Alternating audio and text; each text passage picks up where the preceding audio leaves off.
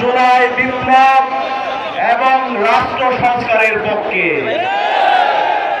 তরুণরা তাদের ভোট দিবে যারা চাঁদাবাজি, টেন্ডারবাজি, সন্ত্রাস, দর্শন এবং মাফিয়াতন্ত্রের বিরুদ্ধে জিরো টলারেন্সের ঘোষণা করবে।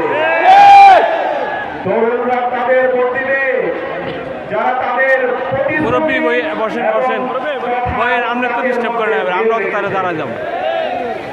আমরা গত 54 বছরে বাংলাদেশের অসংখ্য নেতাদেরকে দেখেছি, অসংখ্য এমপি হয়েছে, মন্ত্রী হয়েছে, তারা কি তাদের কথা কাজের মধ্যে মিল রেখেছে? না, মিল রাখে নাই।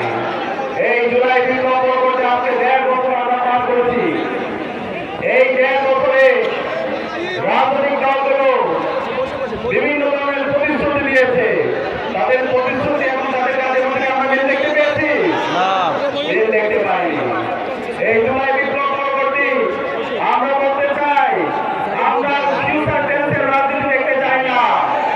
এই যে ফ্যামিলি কার্ড দিব, কৃষি কার্ড দিব,